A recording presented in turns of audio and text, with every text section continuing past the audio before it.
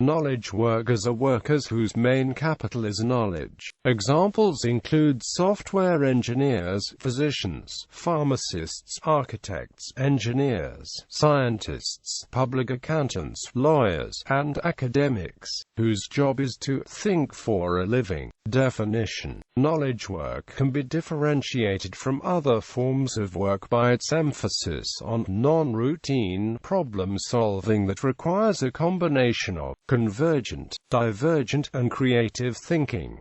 But despite the amount of research and literature on knowledge work, there is no succinct definition of the term. Moscow and McKercher outline various viewpoints on the matter. They first point to the most narrow and defined definition of knowledge work, such as Florida's view of it as specifically the direct manipulation of symbols to create an original knowledge product, or to add obvious value to an existing one, which limits the definition of knowledge work to mainly creative work. They then contrast this view of knowledge work with the notably broader view which includes the handling and distribution of information, arguing that workers who play a role in the handling and distribution of information add real value to the field, despite not necessarily contributing a creative element. Thirdly, one might consider a definition of knowledge work which includes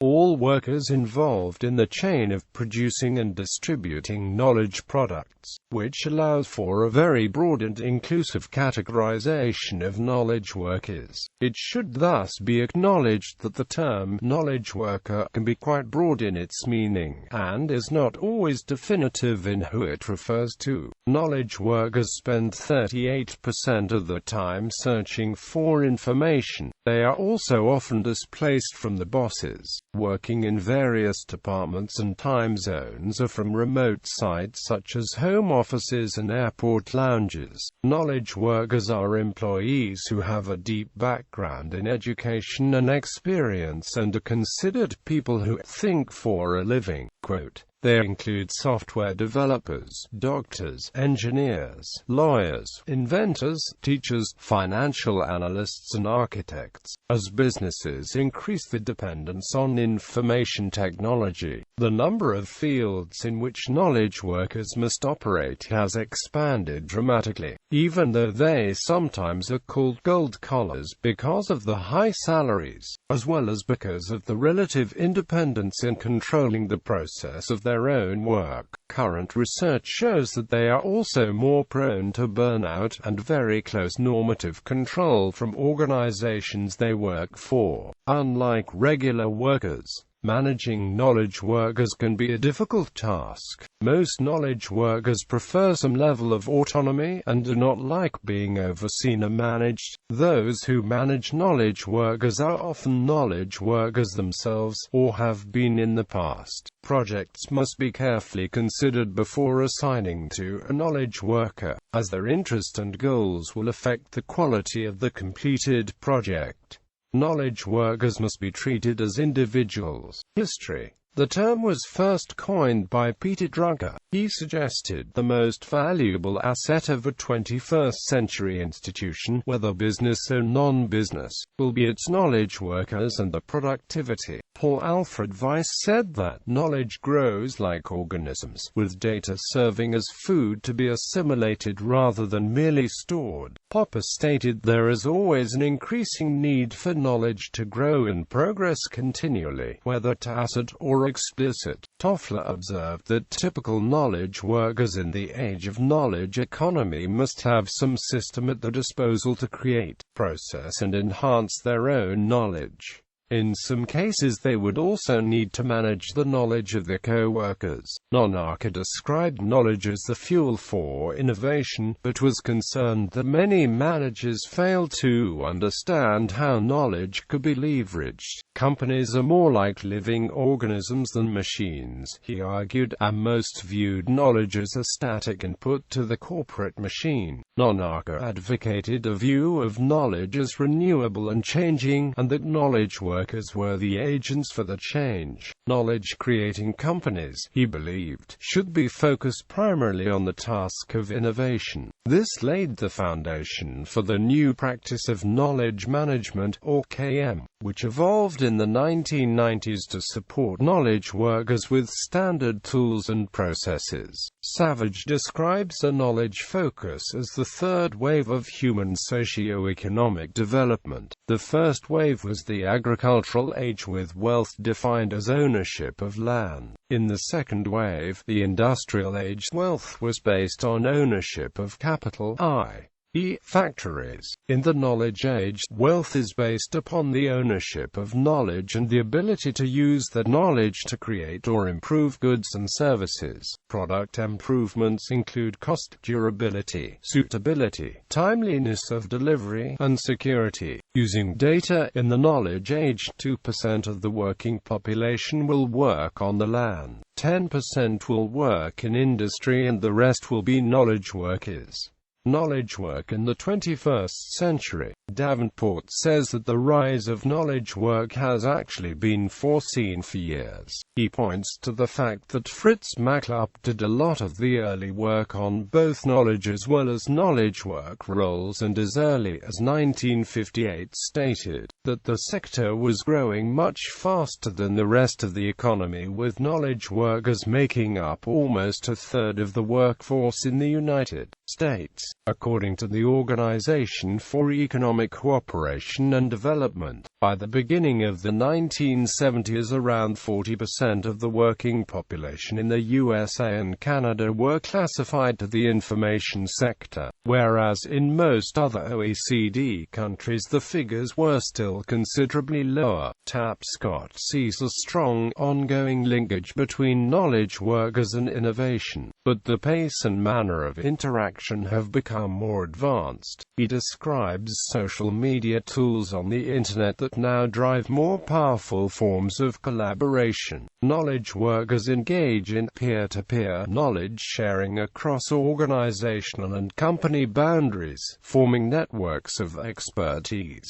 Some of these are open to the public. While he echoes concern over copyright and intellectual property law being challenged in the marketplace, he feels strongly that businesses must engage in collaboration to survive. He sees ongoing alliance of public and private teams to solve problems, referencing the open-source Linux operating system along with the Human Genome Project as examples where knowledge is being freely exchanged, with commercial value being realized.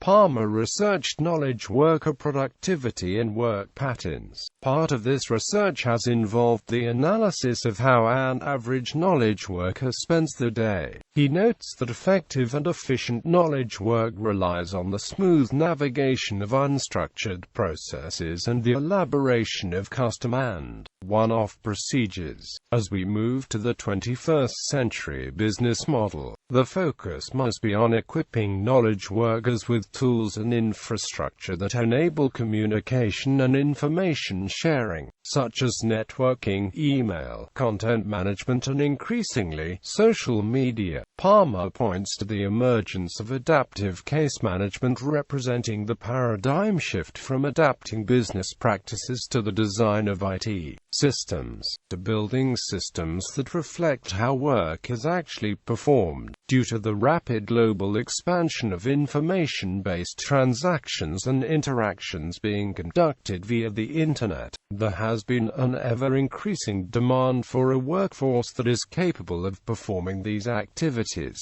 Knowledge workers are now estimated to outnumber all other workers in North America by at least a 4-to-1 margin. While knowledge worker roles overlap heavily with professions that require college degrees, the comprehensive nature of knowledge work in today's connected workplace requires virtually all workers to obtain these skills at some level. To that end, the public education and community college systems have become increasingly focused on lifelong learning to ensure students receive skills necessary to be productive knowledge workers in the 21st century. Many of the knowledge workers currently entering the workforce are from the Generation X demographic. These new knowledge workers value lifelong learning over lifelong employment. They seek employability over employment, value career over self-reliance. Where baby boomers are proficient in specified knowledge regarding a specific firm, Generation X knowledge workers acquire knowledge from many firms and take that knowledge with them from company to company. Roles: knowledge workers bring benefits to organizations in a variety of important ways.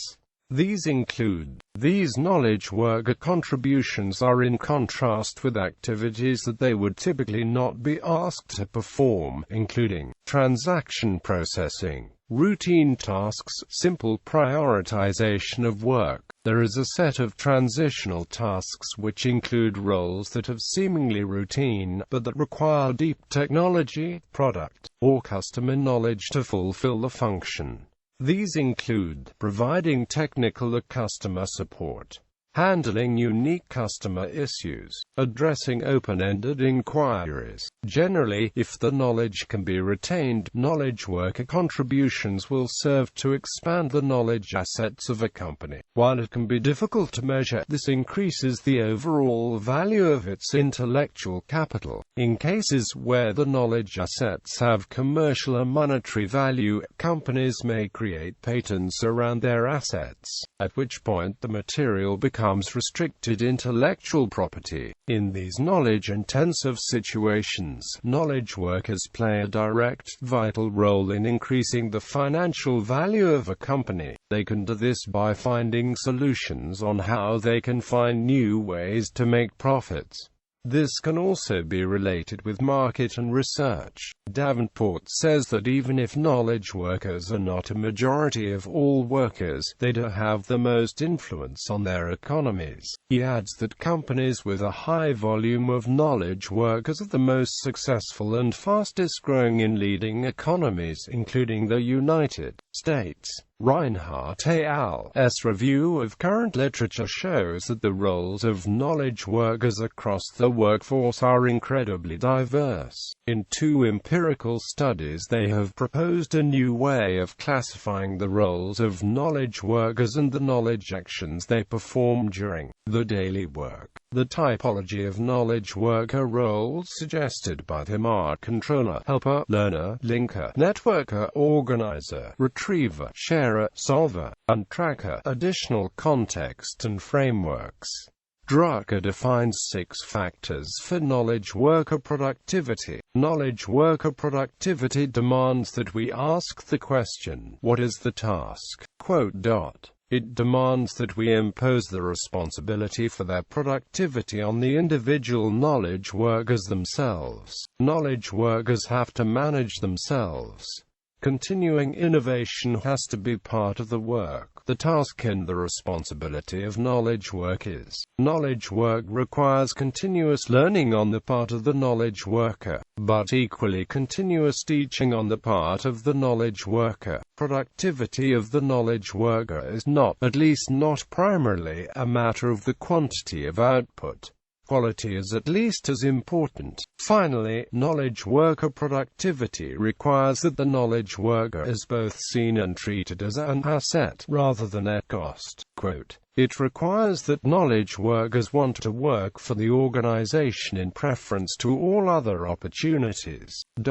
The theory of human interaction management asserts that there are 5 principles characterizing effective knowledge work. Build effective teams, communicate in a structured way, create, share and maintain knowledge, align your time with strategic goals, negotiate next steps as you work. Another More recent breakdown of knowledge work shows activity that ranges from tasks performed by individual knowledge workers to global social networks. This framework spans every class of knowledge work that is being or is likely to be undertaken. There are 7 levels or scales of knowledge work, with references for each are cited. Knowledge work is performed by subject matter specialists in all areas of an organization. Although knowledge work began with the origins of writing and counting, it was first identified as a category of work by Drucker. Knowledge functions are performed by technical staff to support knowledge processes projects. Knowledge functions date from c. 450 BC with the Library of Alexandria, but the modern roots can be linked to the emergence of information management in the 1970s. Knowledge processes are performed by professional groups as part of a knowledge management program. Knowledge processes have evolved in concert with general-purpose technologies, such as the printing press, mail delivery, the telegraph, telephone networks, and the Internet. Knowledge management programs link the generation of knowledge with its use as well as facilitating organizational learning and adaptation in a knowledge organization. Knowledge management emerged as a discipline in the 1990s. Knowledge organizations transfer outputs, in the form of knowledge services, to enable external use. The concept of knowledge organizations emerged in the 1990s. Knowledge services support other organizational services, yield sector outcomes, and result in benefits for citizens in the context of knowledge markets. Knowledge services emerged as a subject in the 2000s. Social media networks enable knowledge organizations to co-produce knowledge outputs by leveraging their internal capacity with massive social networks. Social networking emerged in the 2000s. The hierarchy ranges from the effort of individual specialists through technical activity, professional projects, and management programs, to organizational strategy, knowledge markets, and global-scale networking. This framework is useful for positioning the myriad types of knowledge work relative to each other and within the context of organizations, markets, and the global knowledge economy. It also provides a useful context for planning, developing, and implementing knowledge management projects.